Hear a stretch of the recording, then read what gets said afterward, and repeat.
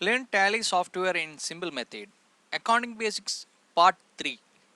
ഷിയാബ്സ് അക്കാഡമിയുടെ Tally software in simple method എന്ന് പറയുന്ന ക്ലാസ്സിൻ്റെ അക്കൗണ്ടിങ് ബേസിക് പാർട്ട് 3 ആണ്.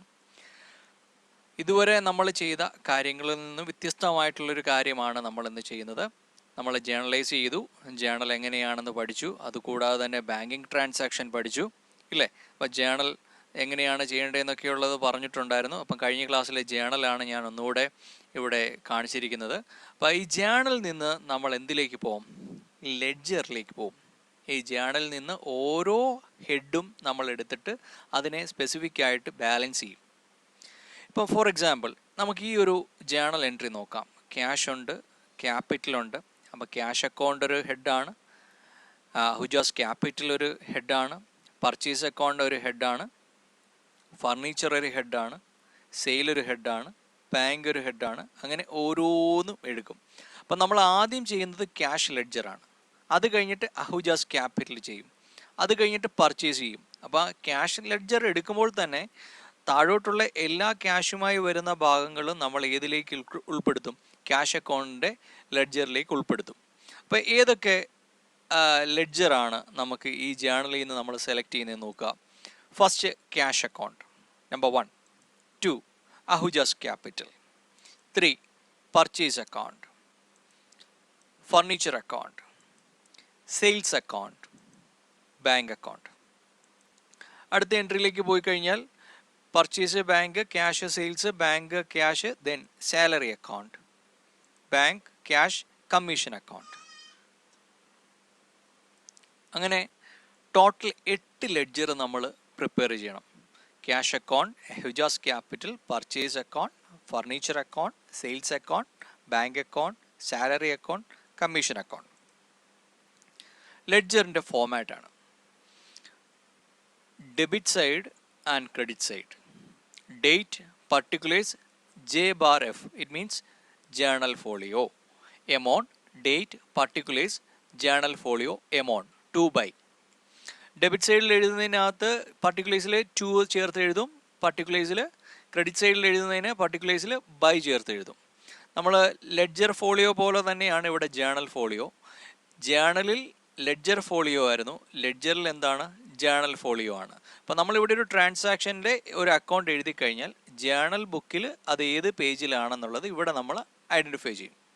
അപ്പോൾ ഷിയാബ്സ് അക്കാഡമി ഇതുവരെ സബ്സ്ക്രൈബ് ചെയ്യാത്തവർ സബ്സ്ക്രൈബ് ചെയ്യുക, ലൈക്ക് ചെയ്യുക, കമൻറ്റ് ചെയ്യുക, ഷെയർ ചെയ്യുക. നിങ്ങളുടെ സുഹൃത്തുക്കൾക്കൊക്കെ ടാലി സോഫ്റ്റ്വെയർ പഠിക്കുവാൻ താല്പര്യമുള്ളവർക്കും അക്കൗണ്ടൻറ്റ് ജോബ് ആഗ്രഹിക്കുന്നവർക്കും ഒക്കെ ഇത് അയച്ചു കൊടുക്കുക. അപ്പം സബ്സ്ക്രൈബ് ചെയ്യാനുള്ളവരെല്ലാം സബ്സ്ക്രൈബ് ചെയ്യുക. നിങ്ങൾ കമൻറ്റിൽ നിങ്ങൾ ഏതൊക്കെ രീതിയിലുള്ള ക്ലാസ്സുകളാണ് ആവശ്യമുണ്ടെന്നുള്ളത് കമൻറ്റിലും കൂടെ രേഖപ്പെടുത്തണം.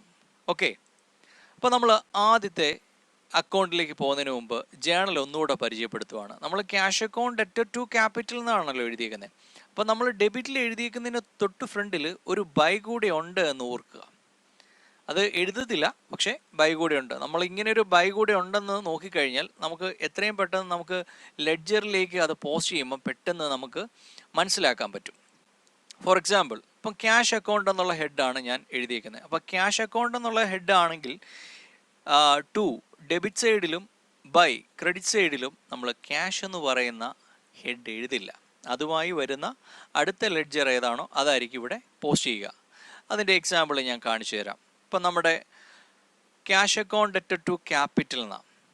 ഇവിടെ ബൈ ക്യാഷ് ഇവിടെ എഴുതുമോ? ഇല്ല. പിന്നെന്തോ എഴുതുള്ളൂ? ടു ക്യാപിറ്റൽ എന്ന് എഴുതും. 12,000 ക്യാഷിൻ്റെ നേരെയുള്ള എമൗണ്ട് ആണ്, രണ്ടും സെയിം തന്നെ ആയതുകൊണ്ട് ടു ക്യാപിറ്റൽ 12,000. രണ്ടാമത്തെ ജേർണൽ എൻട്രി നോക്കൂ, by purchase account debtor to cash. അപ്പോൾ ഇവിടെ ബൈ പർച്ചേസ് 6,000. അടുത്തത് furniture account debtor to cash, by furniture 2,000. Cash account debtor to sales, to sales 8,000. Bank account debtor to cash, by bank 5,000. Cash account debtor to sales, to sales 3,000. Bank account debtor to cash, by bank 2,000. Cash account debtor to commission, to commission 200. ഇനി നമ്മൾ ഡെബിറ്റിലും ക്രെഡിറ്റിലും നോക്കണം. അതായത് ഡെബിറ്റിൻ്റെ amount കോളവും ക്രെഡിറ്റിൻ്റെ amount കോളവും നമ്മൾ നോക്കുക. എവിടെയാണ് ഏറ്റവും കൂടുതൽ amount ഉള്ളത് നോക്കുക. ഇവിടെ ഡെബിറ്റ് സൈഡിലാണെങ്കിൽ 12,000, 8,000, 20, 23,200 ആണ് ഡെബിറ്റ് സൈഡിലെ ടോട്ടൽ എമൗണ്ട്. ക്രെഡിറ്റ് സൈഡിലെ ടോട്ടൽ എമൗണ്ടോ 6,000, 8,000, 10,000 ആൻഡ് 15,000 ഇല്ലേ? അപ്പോൾ ടോട്ടൽ 15,000 ആണ് ക്രെഡിറ്റിൽ. അപ്പം ടോട്ടൽ എവിടെയാണ് കൂടുതൽ? ഡെബിറ്റിലാണ്. സോ ഡെബിറ്റിൽ നമ്മൾ ആ 23,200 എഴുതും. ഈ 23,200 ക്രെഡിറ്റിലേക്ക് കൊണ്ടുപോയി എഴുതും.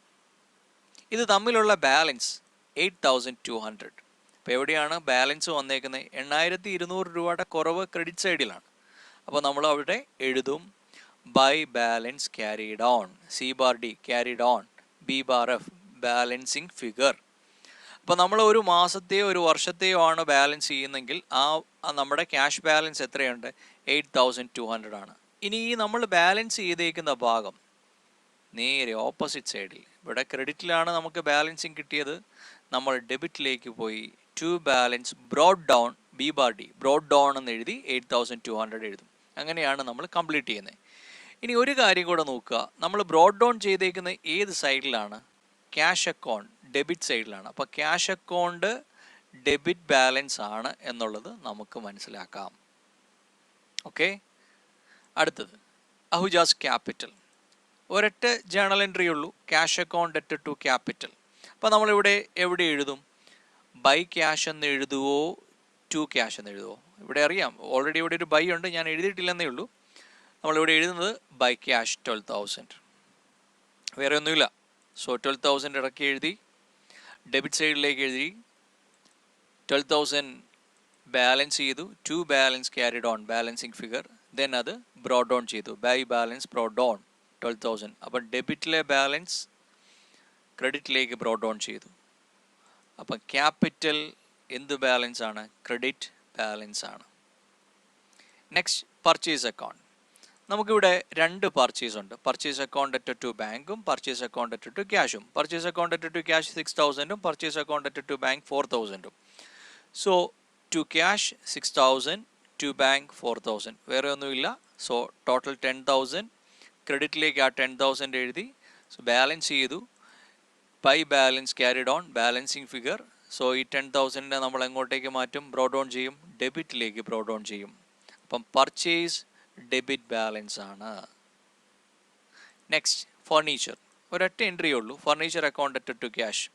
ടു ക്യാഷ് 2,000 എഴുതി, ക്രെഡിറ്റിലേക്ക് 2,000 എമൗണ്ട് കോളത്തിലേക്ക് എഴുതി, ബാലൻസ് ചെയ്തു, by balance carried on balancing figure, then to balance brought on 2,000. അപ്പോൾ furniture 2,000 debit balance. Next sales account. നമുക്ക് രണ്ട് സെയിൽസ് ഉണ്ട്, cash account debt to sales, cash account debt to sales. രണ്ടും ക്യാഷ് സെയിൽസ് തന്നെയാണ് അല്ലേ? അപ്പോൾ നമ്മൾ എന്തെഴുതും? By cash 8,000, by cash 3,000, total 11,000. ആ 11,000 ഡെബിറ്റിലേക്ക് എഴുതി, to balance carried on 11,000, then ഈ ടോട്ടലിൻ്റെ താഴെ നമ്മൾ ബ്രോഡ് ഡൗൺ ചെയ്തു 11,000. അപ്പം സെയിൽസ് ക്രെഡിറ്റ് ബാലൻസ് ആണ്. അടുത്തത് ബാങ്ക് അക്കൗണ്ട്. നമുക്കിവിടെ ബാങ്ക് എൻട്രീസ് 4 ഉണ്ട്. Bank account debt to cash, purchase account debt to bank, bank account debt to cash, salary account debt to bank. Okay, അപ്പം bank account debt to cash 5,000. Purchase account debt to bank by purchase 4,000. Cash bank account debt to cash 2,000. Salary account debt to bank by salary 400. ഇവിടെ എവിടെയാണ് total കൂടുതലെന്ന് നോക്കുക. ഇവിടെ 4,400 ഉണ്ട് credit സൈഡിൽ, debit സൈഡിൽ 7,000. Debit സൈഡിൽ 7,000 എഴുതി, ആ 7,000 ക്രെഡിറ്റിലേക്ക് ബ്രോഡ് ഡൗൺ ചെയ്തു. തമ്മിലുള്ള ബാലൻസ് 2,600. നമ്മൾ എഴുതി എന്ത്? By balance carried on 2,600. അത് നമ്മൾ ഡെബിറ്റ് സൈഡിലേക്ക് ബ്രോഡ് ഡൗൺ ചെയ്തു, ടു ബാലൻസ് ബ്രോഡ് ഡൗൺ 2,600. അപ്പം bank debit balance. Next salary account. Salary ഒരെണ്ണേ ഉള്ളൂ, salary account at to bank 400. ആ 400 എഴുതി, ഡെബിറ്റിൽ എഴുതി, ക്രെഡിറ്റിലേക്ക് ആ 400 എഴുതി, ബാലൻസ് ചെയ്തു, by balance carried on balancing figure 400, അത് ബ്രോഡ് ഡൗൺ ചെയ്തു. അപ്പം സാലറി ഡെബിറ്റ് ബാലൻസ് ആണ്. Next one commission. Commission, cash to commission നമ്മൾ എന്ത് എഴുതും? By cash 200. ആ 200 ക്രെഡിറ്റിലേക്ക് എഴുതി, 200 ഡെബിറ്റിൽ എഴുതി. To balance carried on, balancing figure 200. Then by balance brought on 200 brought on ചെയ്തു. Commission credit balance. അപ്പോൾ നമുക്ക് ഈ ഒരു ബാലൻസിൽ നിന്നാണ് നമ്മൾ ഇതിലേക്ക് വരുന്നത്, ട്രയൽ ബാലൻസിലേക്ക്. നമ്മുടെ ആ വർഷത്തെ ഒരു അരിത്തമാറ്റിക് ആക്യുറസി എങ്ങനെയുണ്ടെന്നുള്ളത് അറിയാൻ പറ്റും. അപ്പോൾ particulars, ledger folio, debit, credit, ഇതാണ് ട്രയൽ ബാലൻസിൻ്റെ ഫോമാറ്റ്. അപ്പോൾ നമ്മളിപ്പോൾ എഴുതിയപ്പോഴൊക്കെ ഞാൻ പറഞ്ഞായിരുന്നു cash debit balance, capital credit balance, purchase debit balance, furniture debit balance, sales credit balance എന്നൊക്കെ പറഞ്ഞിരുന്നു.